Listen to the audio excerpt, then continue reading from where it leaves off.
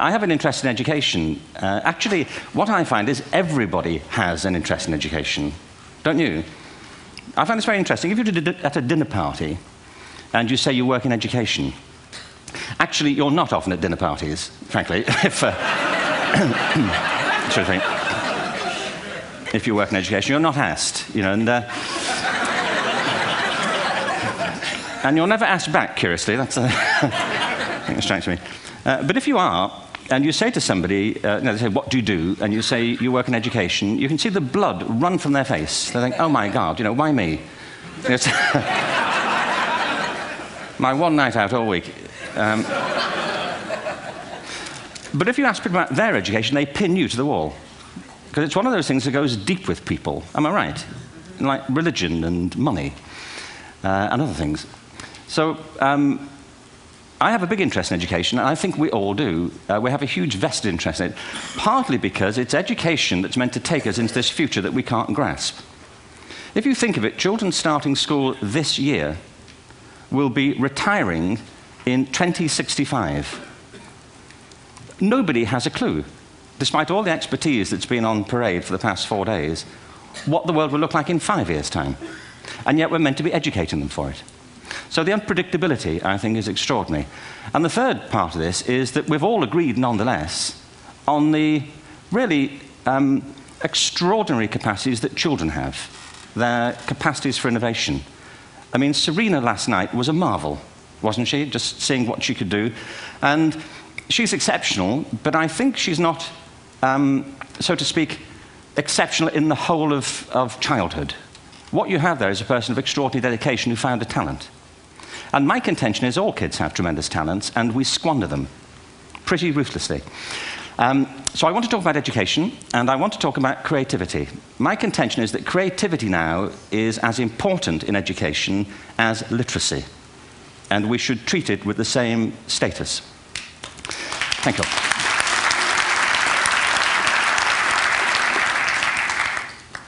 That was it, by the way. Thank you very much. So, 15 minutes left.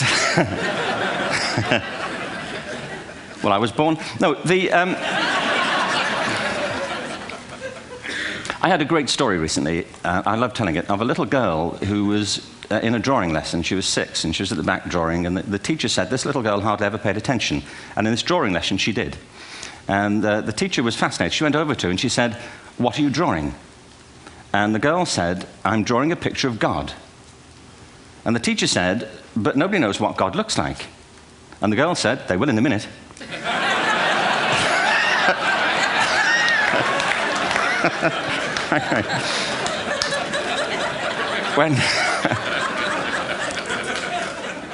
When my son was 4 in England, actually he was 4 everywhere, to be honest. I mean,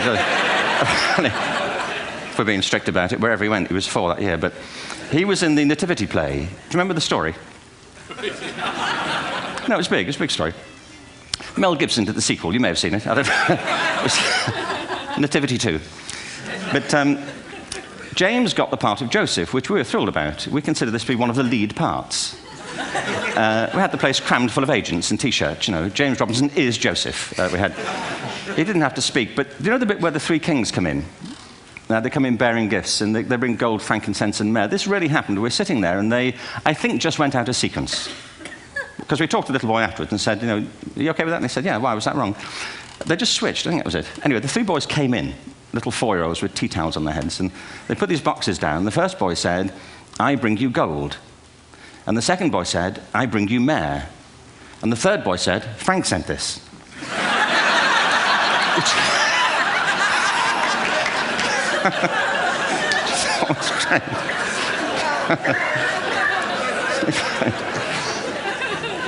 What these things have in common is that kids will take a chance. You know, if they don't know, they'll have a go. Am I right?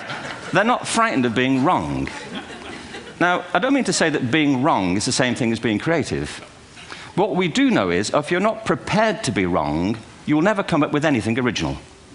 If you're not prepared to be wrong. And by the time they get to be adults, most kids have lost that capacity. They have become frightened of being wrong. And we run our companies this, by the way. We stigmatize mistakes. And we're now running national education systems where mistakes are the worst thing you can make. And the result is that we are educating people out of their creative capacities. Picasso once said this. He said that all children are born artists. The problem is to remain an artist as we grow up. I believe this passionately, that we don't grow into creativity, we grow out of it. Or rather, we get educated out of it. So why is this?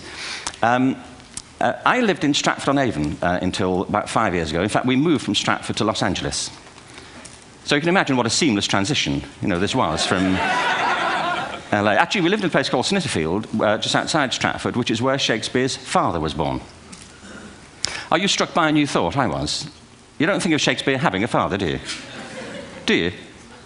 Because you don't think of Shakespeare being a child, do you? Shakespeare being 7. I never thought of it. I mean, he was 7 at some point. He was in somebody's English class, wasn't he? Do you understand? Really? How annoying would that be?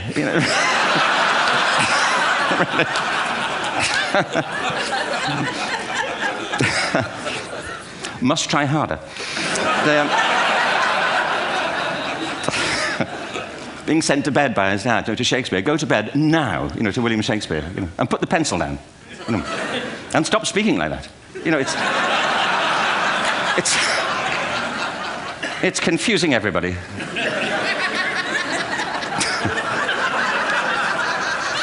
Anyway, we moved from Stratford to Los Angeles, and I just want to say a word about the transition. Actually, my son didn't want to come. I've got 2 kids. He's 21 now, and my daughter's 16. He didn't want to come to Los Angeles. He loved it, but he had a girlfriend in England. This was the love of his life, Sarah. He'd known her for a month. Mind you, they'd had their 4th anniversary by then, because it's a long time when you're 16. Anyway, he was really upset on the plane. He said, "I'll never find another girl like Sarah." And we were rather pleased about that, frankly, because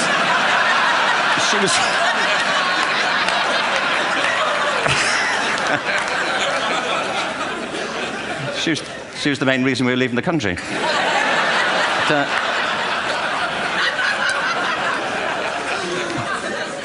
But something strikes you when you move to America and when you travel around the world. Every education system on Earth has the same hierarchy of subjects. Everyone, doesn't matter where you go. You'd think it would be otherwise, but it isn't. At the top are mathematics and languages, then the humanities, and at the bottom are the arts, everywhere on Earth. And in pretty much every system, too, there's a hierarchy within the arts. Art and music are normally given a higher status in schools than drama and dance. There isn't an education system on the planet that teaches dance every day to children the way we teach them mathematics. Why? Why not? I think this is rather important. I think maths is very important, but so is dance. Children dance all the time if they're allowed to. We all do. We all have bodies, don't we? Did I miss a meeting? I think... Truthfully, what happens is, as children grow up, we start to educate them progressively from the waist up. And then we focus on their heads, and slightly to one side. If you were to visit education as an alien and say, what's it for, public education, I think you'd have to conclude, if you look at the output, who really succeeds by this? Who does everything they should?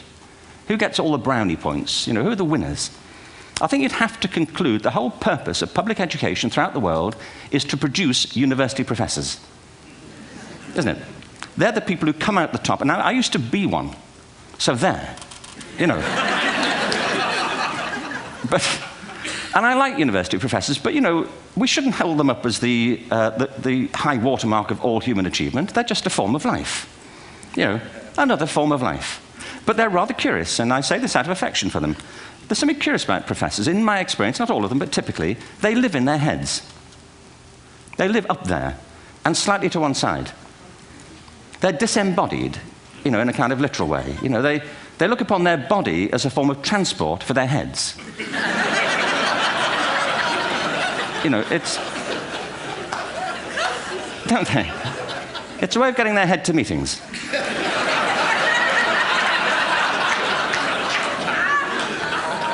If you want real evidence of out-of-body experiences, by the way, get yourself along to a residential conference for senior academics and pop into the discotheque on the final night. And there you will see it. Grown men and women writhing uncontrollably off the beat. wait until it ends so they can go home and write a paper about it. Now, our education system is predicated on the idea of academic ability. And there's a reason. The whole system was invented around the world. There were no public systems of education really before the 19th century. They all came into being to meet the needs of industrialism.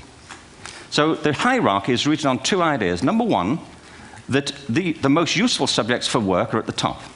So you were probably steered benignly away from things at school when you were a kid, things you liked, on the grounds you would never get a job doing that. Is that right? Don't do music, you're not going to be a musician. Don't do art, you won't be an artist. Benign advice. Now, profoundly mistaken. The whole world is engulfed in a revolution. And the second is academic ability, which has really come to dominate our view of intelligence because the universities designed the system in their image. If you think of it, the whole system of public education around the world is a protracted process of university entrance. And the consequence is that many highly talented, brilliant, creative people think they're not, because the thing they were good at school wasn't valued or was actually stigmatized.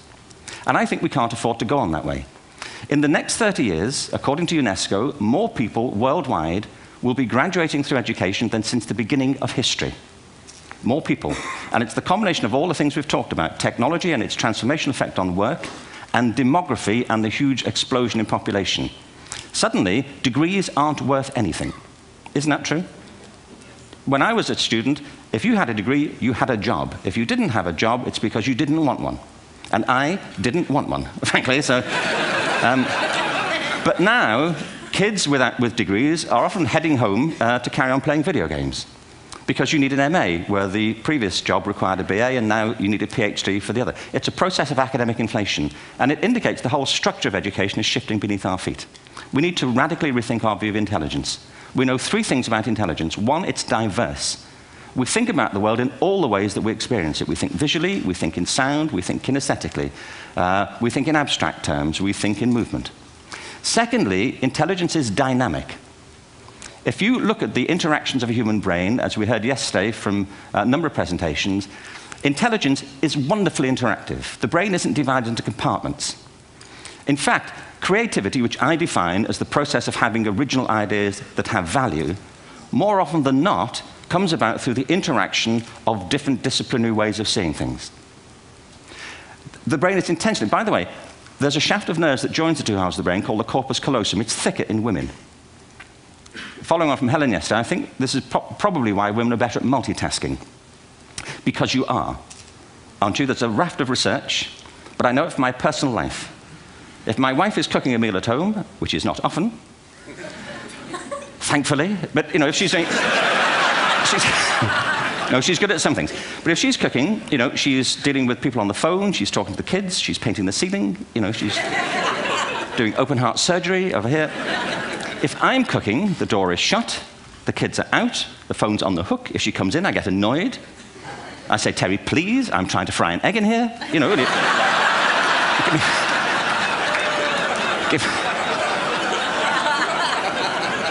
give me a break.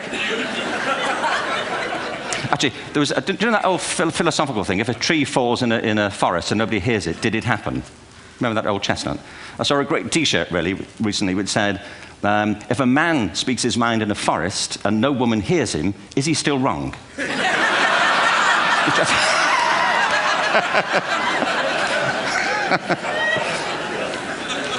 And the third thing about intelligence is it's distinct. I'm doing a new book at the moment called Epiphany, which is based on a series of interviews with people about how they discovered their talent. I'm fascinated by how people got to be there. It's really prompted by a conversation I had with a wonderful woman who most people have never heard of. She's called Gillian Lynn. Have you heard of her? Some have. She's a choreographer, and everybody knows her work. She did Cats and Phantom of the Opera. She's wonderful. I used to be on the board of the Royal Ballet in England, as you can see. And anyway, Gillian and I had lunch one day. I said, how'd you get to be a dancer? And she said it was interesting. When she was at school, she was really hopeless. And the school in the 30s wrote to her parents and said, we think Gillian has a learning disorder. She couldn't concentrate, she was fidgeting. I think now they'd say she had ADHD. Wouldn't you? But this was the 1930s, and ADHD hadn't been invented, you know, at this point, so it wasn't an available condition. You know, people weren't aware they could have that. Anyway, she went to see this this specialist. So this oak-panelled room, and she was there with her mother, and she was led and sat on this chair at the end, and she sat on her hands for 20 minutes while this man talked to her mother about all the problems Gillian was having at school. And at the end of it, because she was disturbing people, her homework was always late and so on, little kid of 8, in the end, the doctor went and sat next to Gillian and said, "Gillian, I've listened to all these things that your mother's told me. I need to speak to her privately." So he said, "Wait here, we'll be back. We won't be very long." And they went and left her. But as they went out the room, he turned on the radio that was sitting on his desk. And when they got out the room, he said to her mother, "Just stand and watch her." And the minute they left the room, she said she was on her feet, moving to the music. And they watched for a few minutes, and he turned to her mother, and he said, "You know, Mrs. Lynn, Gillian isn't sick. She's a dancer. Take her to a dance school." I said, "What happened?" He said, "She did. I can't tell you how wonderful it was. We walked in this room, and it was full of people like me. People who couldn't sit still. People who had to move to think. Who had to move to think. They did ballet, they did tap, they did jazz, they did modern, they did contemporary. She was eventually auditioned for the Royal Ballet School. She became a soloist. She had a wonderful career at the Royal Ballet. She eventually graduated from the Royal Ballet School, found her own company, the Gillian Dance Company, met Andrew Lloyd Webber. She's been responsible for some of the most successful musical theatre productions in history. She's given pleasure to millions, and she's a multi-millionaire. Somebody else might have put her on medication and told her to calm down. Now, I think...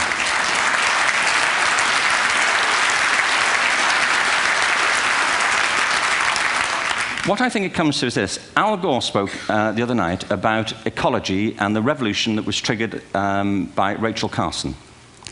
I believe our only hope for the future is to adopt a new conception of human ecology, one in which we start to reconstitute our conception of the richness of human capacity. Our education system has mined our minds in the way that we've strip-mined the earth for a particular commodity, and for the future, it won't serve us.